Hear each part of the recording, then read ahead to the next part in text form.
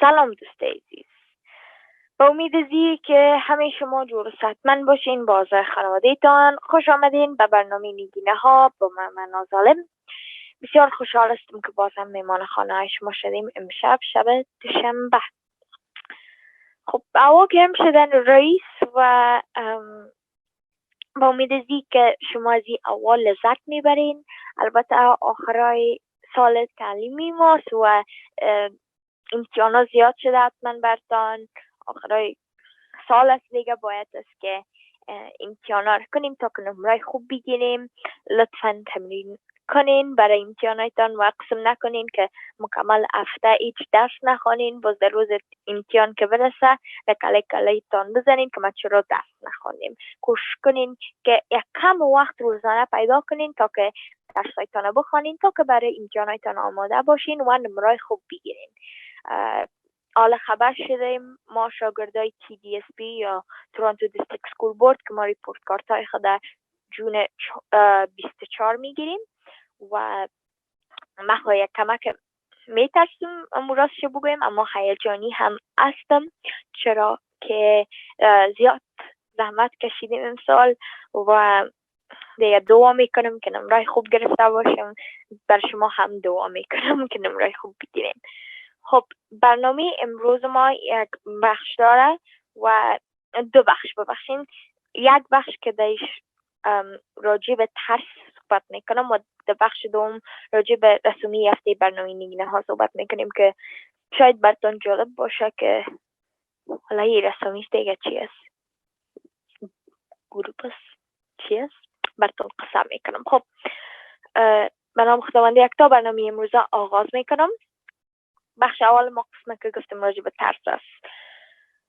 ترس چی است؟ ترس یک احساس خطر است. یک احساس است وقتی ما ترس داشته باشیم و احساس ترس میکنیم، ما احساس خطر میکنیم، مثل که ما در خطر هستیم و این احساس مستقیما سر حالت روحی ما تاثیر میکنه. وقتی که ما امرای ترس های خود مقابل میشیم و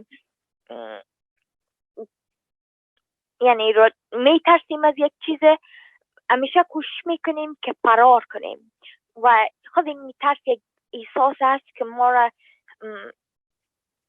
هیجانی میسازه، اما هیجانی نه که خوشحال باشیم، هیجانی بسیار خراب دیگه، یک هیجانی منفی من خوش دارم که بگویم و همیشه کوشش میکنیم که فرار کنیم.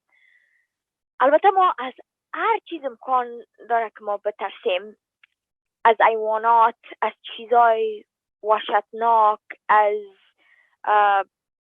انجام دادن بعضی سپورت ها، از خوردن غذایی که امرایش حساسیت داریم، از ناکام شدن، از گرفتن یک نمره پایان در یک امتحان و بعضی چیزای دیگه. من خودم یک ترس خود امریتان شریک میسازم که انجام دادن جیمناستیک است.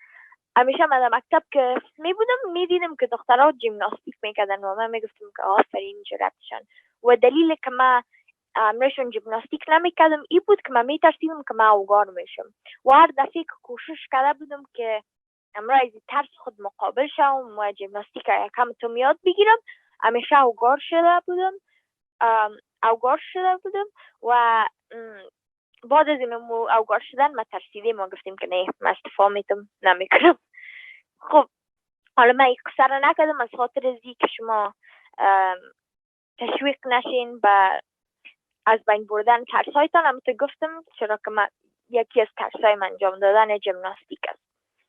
خب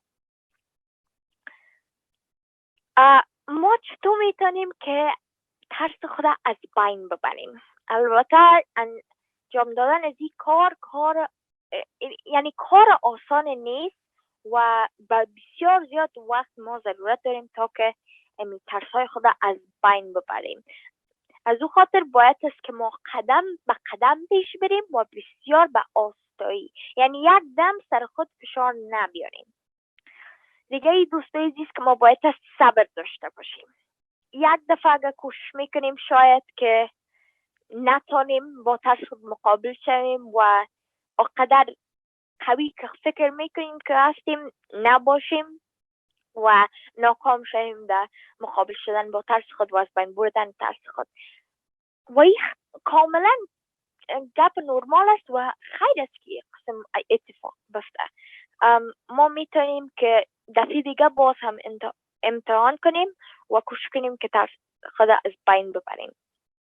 دیگه ای که زیاد سر خود به حد به اندازه فشار نبیارین. دیدین که یک کمک نارام شدین، خو یک کمک نارامی است، اما وقتی که اینمی قلباً آماده نبودین برای از بین بردن ترستان سرتان فشار نبیارین، چون زندگی طولانی است و میتونین که هر روز که دلتان شد بعد از اینمی از بین بعد از این دفعه اول کوشش کنین که یک دفعه دیگه باز هم امتحان کنین. تو وقت زیاد دارین، تشویش نکنین. دیگه ای که وقتی که امروی ترستان مقابل میشین همیشه کوشش کنین که در نزدیکای کسایی باشین که زیاد برشان ارزش دارین و بر شما ارزش دارین، یعنی مادر پدرتان، خواهرها و برادرایتان، دوستای نزدیکتان. این نفرها همیشه کوشش میکنن که شما را تشویق کنن و شما را کمک کنن. از خاطر در نزدیکایتان این نفرها را اگه داشته باشین در وقتی که امروز یک ترستان مقابل میشین بسیار خوب گپ است. و دیگه ای که این اگه 2% هم شما پیش برین و 2% اینمی امروز ترستان مقابل شوین و یک کمک هم پیشرفت که کنین، این بسیار گپ قابل افتخار است و بسیار خوب گپ است. و اقسم نگوین که خب ما 1% این کار موفق شدیم، هیچ چیز نیست. مو 1% هم آفرین جرأتت، آفرین حوصله‌ت، آفرین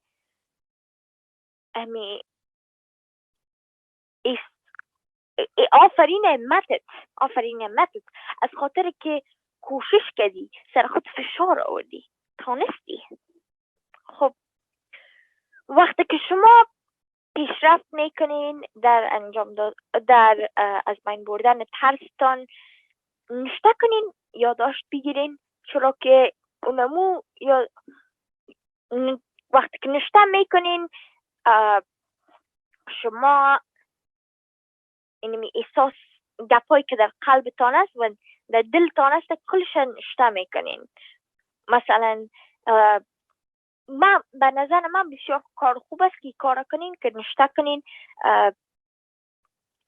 مثلا چی احساس ها داشتین در وقت از بین بردن ترستان و بسیار کار خوب است. من همیشه وقتی که همراه ترس های خود مقابل شدیم همیشه نشته کنیم که من چی احساس داشتم، چرا یه احساس داشتم، دفعه آینده چی کوشش میکنم که انجام بدم تا که یک ذره برم از بین بردن ترسم آسان تر باشه و همین چیزا رو نشته کنیم، بسیار خوب است.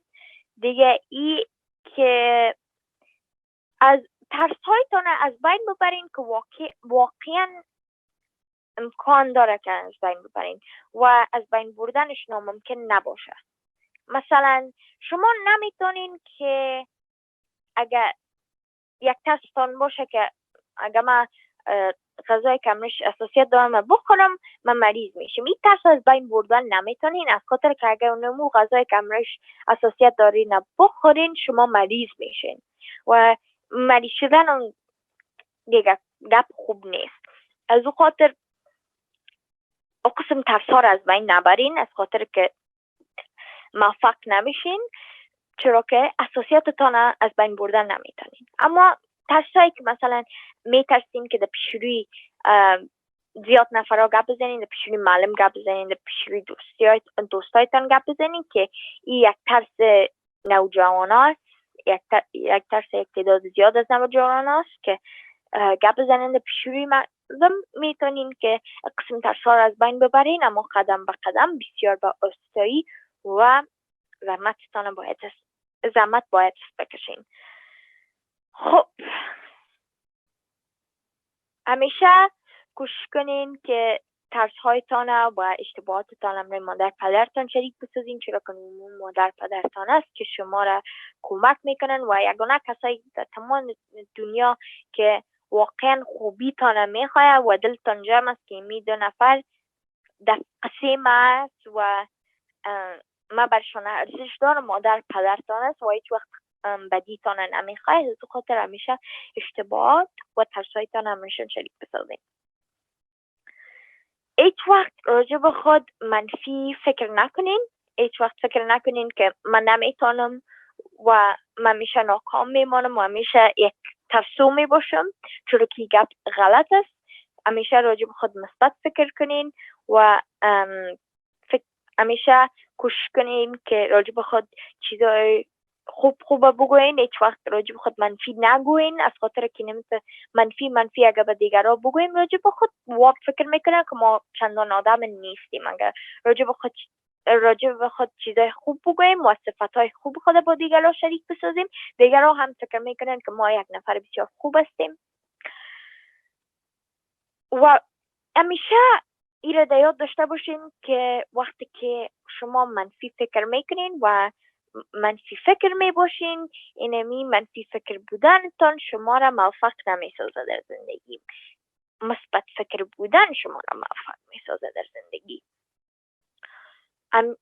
دوستای عزیز، نترسین از آگفتن و نیگفتن.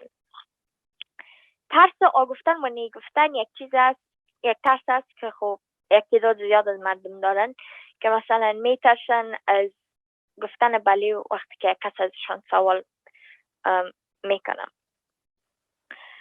وقتی که یک کس ازتان یک سوال میکنه و میگه خب جواب ما بده دیگه، اگر برای خوبی خودتان باشه، خودتان میفهمین برای خوبیتان است و میخواین که آب بگوین حقتان است و نمو آگفتنتان شاید شما را زیاد کمک کنه. اما اگر یک کس یک سوال کنه ازتان و آگفتن به او سوال به بدیتان میباشه، خیلی نگوین و اگر میخواین که بگوین بر از این نفر. اگر میفهمین که اونمو سوالی که ازتان میپرسه اونمو چیزی که ازتان میخواه به نقصتان است، بگوین و نترسین. We're going to talk about fear. What is fear? Fear is the feeling of danger, and this feeling of danger targets us psychologically and also targets our emotions. When we have the feeling of fear and feel the feeling of fear, we want to escape. And when we face our fears, we also want to escape. It's a feeling where we're excited, but it's not like a positive excitement. It's not like an excitement where you're happy. It's almost a negative excitement, bad excitement, an excitement that you don't want to feel. You don't want that excitement. We can be scared of anything. For example, scary things and like monsters and vampires, getting a bad grade, failing stuff, public speaking, eating the food that we are allergic to, doing some type of sports because we think that we're going to get injured, and also losing a loved one. How can we destroy or face our fears?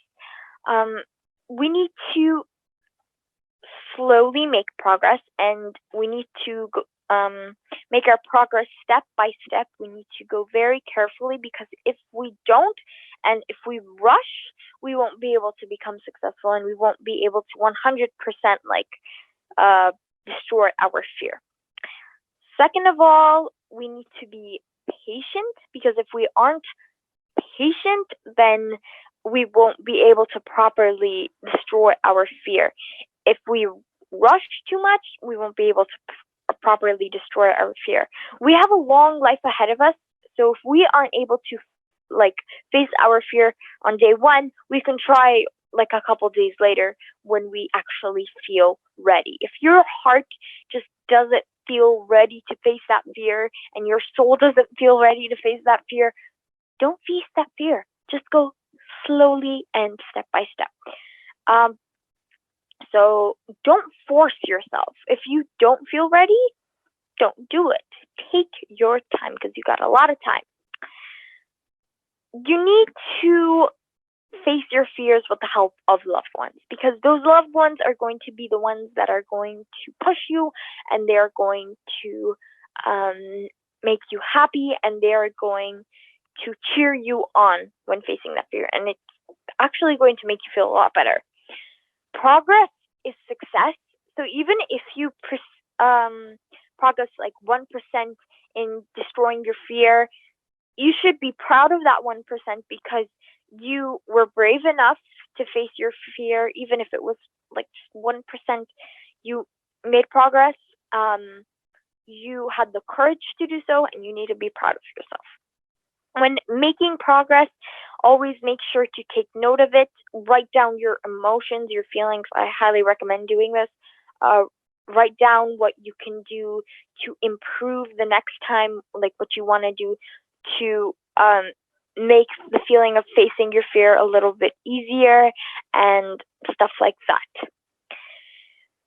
Destroy fears that are like actually possible to destroy. For example, if you are scared of eating the food that you are allergic to, you can't destroy that fear because you can't take away your allergy. If you eat that food that you are allergic to, you're going to get sick. And getting sick is not a good thing. And you're just going to be unsuccessful in destroying your fear if it's a fear like that, where you actually can't destroy the fear. However, you can destroy fears like public speaking, because public speaking is in our own hands and we can change it. If we are scared of speaking in front of our teachers or our friends, we need to go step by step, but we always need to try our best. Share your fears and your mistakes with your parents, because it's only your mother and father that actually want you to be happy. Like, I'm not saying that no one else cares about you. It's just that those two people, you can 100% be guaranteed like the satisfaction and the happiness that they are going to do things that are for your good and not for your bad. Like, those two people are the only two people that actually like with their complete, like with all their hearts, love you, if you know what I mean. So share your fears and your mistakes with them, because they are going to be the only two people that are actually going to understand you. Never think negatively about yourself. Always think positively about yourself. And whenever you want to talk to someone, don't say bad things about yourself and negative things about yourself, because they're going to think that you're not the greatest person either. If you say good things about yourself to others and think that way as well, and if you think positively about yourself and say positive things about yourself to others, they're going to think that you're a great person. Remember, guys, that thinking negatively and being a negative thinker is just the way to completely destroy your success and make you unsuccessful in life. Being a positive thinker and thinking positively is going to make you successful in life. Don't be scared of saying yes or no. If someone asks you a question and if you say yes, it's going to be for your good, then say yes. Don't be scared of it. But if someone asks you something and it's going to affect you and impact you negatively, then don't be scared of saying no, because you have the right to say no. خب دوستای عزیز، من یک گپ دیگه میخوایم بگویم راجع به ترس‌ها و حالا یک ترس خودم رایتان شریک میسازم. من یک چند وقت پیش زیاد میترسیدم از بایسکل دوانی. البته من در خورترکی بایسکل دوانی زیاد میکردم، اما بایسکل من 4 تایره بود، یعنی 2 تایر کلان خود بایسکل بود، باز نمی پشت زیمی تایر دوم انت 2 تا تایرکای خورد دیگه بود به نام ترینینگ ویلز اینجا شناخته میشه، و 2 تا تایرکای خورد و بایسکل اشتکانه بود. به بسیار آسانی من اونمو بایسکل استفاده میکردم و زیاد بایسکل دوانی خوشم میامد. اما وقتی که من کلان شدم دیدم که دخترها و بچهای دیگه از بایسکلای کلان استفاده میکنن و بایسکلایی که تنها 2 تایر دارن و من خب یک بایسکل خریدیم در خانه. پدرجانم خیلی ببینه یک بایسکل خرید چند سال پیش که فقط 2 تایر داشت. من هرچی که کوشش کردم نتونستم که دمو بایسکل 2 تایره ما برم و بایسکل استفاده کنم و چندین دفعه افتادم در بایسکل و اوگار شدم. اگر چی زیاد کوشش کردن که من کمک کنم مادر پدرم شان نتونستم. خب بر چندین سال من دیگه ترسیدم و استفاده دادم از بایسکل و گفتم که من نمیتونم بایسکل 2 تایره من نمیتونم.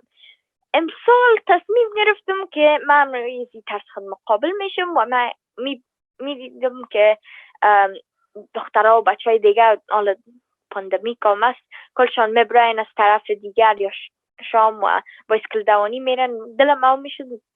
بالاخره تصمیم گرفتم که من اینمی امریزی میترس مقابل میشم دیگه. پدر جانم و مادر جانم خیلی ببینن عالم تلویزیون مگه میرم میبینن. تشکر بسیار زیاد. یک بایسکل بسیار مقبول برام خریدن که زنگالی بود رنگش و 2 تایره بود. برای قد عالم هم بسیار خوب بود چون بایسکل دیگه بسیار برای مال خرد بود.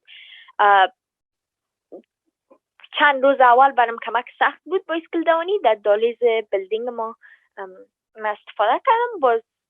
باز از او عادت کردم بهش و حال شکر خدا تقریبا 2 هفته میشه از این که ما بایسکل خریدیم و من میتونم که دل جمع بایسکل استفاده کنم و هر شام میرم بیرون و بایسکل دوانی میکنم. البته شما هم میتونید که این قسم ترسایتان از بین ببرین. مثلا اگر انجام دادن یک سپورت باشه یکی از ترسایتان میتونین که آستا پیش برین و کمک مادر جان و پدر جانتان چون حتما یکی از سپورت هایی که شما خوش دارین انجام دادن. مثلا پدر جانم من بایسکل استفاده کردم مادر جانم نکردم و مرا کمک زیاد در بایسکل دوانی. خب I wanted to share with you guys like a quick story of mine. As a kid I used to always go bike riding and I had a beautiful like Tinkerbell little bike and it had 4 wheels. So it was the 2 big wheels and then at the back there were training wheels which were 2 tiny wheels if you guys remember from when you were a kid. And I loved going bike riding and I would go outside and I would go bike ride on that little bike. When I grew up a little bit I saw that my friends they were all using the really big bikes, the bikes where there were only 2 wheels, and I was like, okay, I'm going to do it too. So we bought a bike with only 2 wheels that was a little bit bigger than the other bike, and no matter how hard I tried, I wasn't able to ride that bike properly. No matter how much my parents helped me, I wasn't able to. And I always would fall and get injured when I used that bike. So I started to get really scared of bike riding. Like I didn't want to face the fear of riding a bike without training wheels. So I just said, you know what, I'm not going to bike ride anymore. And for a couple of years, I didn't bike ride at all.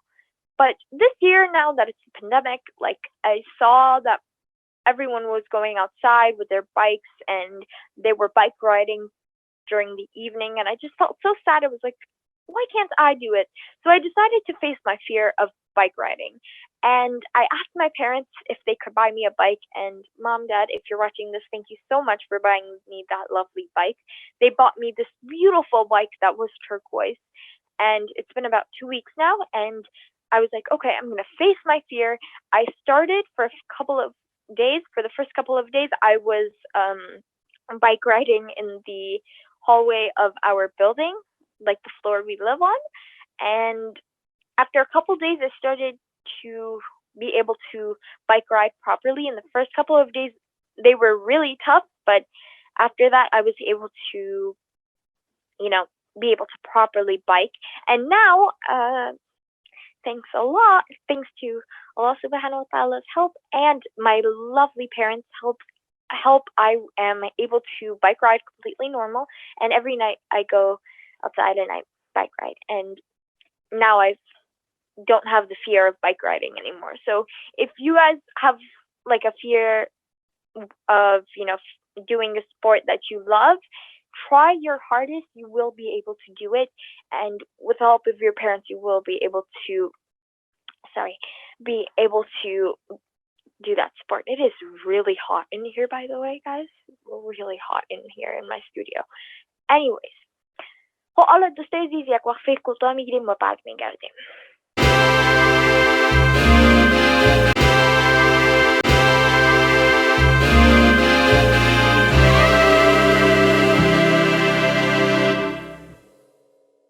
خب دوستای عزیز برگشتیم از وقفه و حالا رسومی یافته برنامه نگینه را براتون نشان میدم از نزدیک.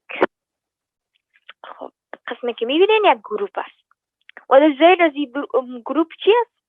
چوبای یک درخت. براتون شاید جالب باشه که خوی رسومی مهناز چی است. هر هفته یک رسومی میکنه دقیقا میفهمیم که چی است دیگه چی است. خب این رسومی یک معنا داره. خب قسمی که میبینین یک گروپ است در زیرش چوبای درخت است. معنای این رسومی چی است؟ معنای از این رسومی ای است که وقتی که ما یک چیز در نظر ما میاد راجع به یک چیز فکر میکنیم، بعضی چیزهای دیگه هم در فکر ما میاد بعد از فکر کردن راجع به زو. مثلا اگر اینمی فکر کنیم مکتب، یعنی مکتب است و چیزای دیگه که راجبش فکر میکنیم شاید معلم باشه، کتاب باشه، کارخانگی باشه، قطعه باشه، بایک مکتب باشه، شاگرد باشه، ساعت نان چاش باشه. این نقسم یک چیز. یا اگه ما فکر کنیم تلویزیون، پروگرام، روشنی، صدا، ریموت، این تا چیزا. اگه رسامی خوشتان آمد لطفا لایک کنین در صفحه اینستاگرام و فیسبوک ما. بسیار تشکر از عزیزایی که لایک کردن صفحه فیسبوک ما را و صفحه اینستاگرام ما را فالو کردن. So this is the Neginaha drawing of the week. As you can see, it's a light bulb and like a bunch of tree branches and like roots. Now you might be wondering, okay, Mehnaz, every week you draw something and like at least we know what it is. What is this? So the meaning behind this drawing is that, when we think of something like a big idea, for example, we also think of some things that have to do with that as well. For example, if we think about like school, we might think also about teachers, students, lunch break, school supplies, like our book bags and stuff like that. Oh, homework as well.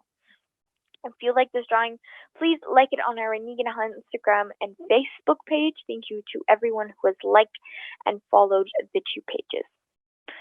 خب دوستای عزیز، بسیار تشکر از توجهتان. پیش از اینکه من خداحافظی کنم میخواستم که یه براتون بگویم در آخر از این برنامه، بعد از این که من خداحافظی کردم، یک ویدیو را براتون نشان میدیم که ویدیوی یک بچه‌ک 12 ساله ما در افغانستان است. یکی از هموطنان عزیز ما که فقط 12 سال عمر داره و او یک چیپس فروشی داره و هر روز میره زحمت میکشه و کار میکنه تا که برای زندگی روزمره خود و فامیل خود پول پیدا کنه و مکتب نمیره.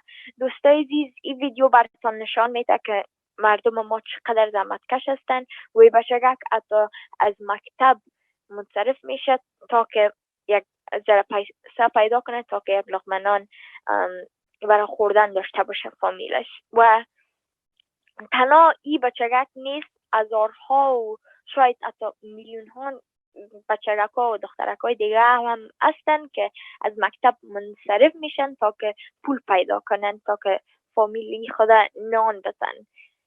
خب با امید از این که در مملکت عزیز ما افغانستان سال بیاید و دیگه ای که این بچه‌ک براتون نشان میده سعی کنین که چقدر زحمت میکشه. ما چقدر به آرامی 12 سالای ما در خانه هستن، شاید ویدیو گیم بزنن، هیچ کار مار نمیکنن. از این زحمت از این بچه‌ک ما باید یاد بگیریم یک کمتم و یک من یک پیامک کوتاه و خاص دارم برای نوجوانایی که حالا میتونن کار کنن در کانادا. اگر شما بخواین که مادر و پدرتان سرتان افتخار کنه و شما یک اولاد بسیار خوب باشین بر مادر پدرتان، خیلی برین و زحمت بکشین و کار کنین به جای که در کنج خانه بشینین. چرا که زحمتی که شما میکشین از کل چیز که شما را موفق میسازه در زندگی. وقتی که شما زحمت بکشین و کوشش کنین که پول پیدا کنین برای آینده تان خوب است، چرا که شما پول آشنا میشین، امروز زحمت کشیدن آشنا میشین و در آینده اگه شما زیاد زحمت بکشین کار پیدا کنین براتون آسان میباشه. دیگه ای که حالا که شما کار کردن میتونین شما اکسپریانس پیدا میکنین و در آینده وقتی که درسایتان خلاص میکنین اگه میرین برای کار شما اکسپریانس می داشته باشین و نفر که شما را میخواه بگیره برای کار دیستی شما را میگیره برای کار. خب دیگه نمیخوایم وقتتان بگیرم. بسیار تشکر از توجهتان. لطفاً برنامه نگینه را دوشنبه شب ساعت 6 بجه از طریق تلویزیون جهانی امید 24 فراموش نکنین. الان نگهدارتان.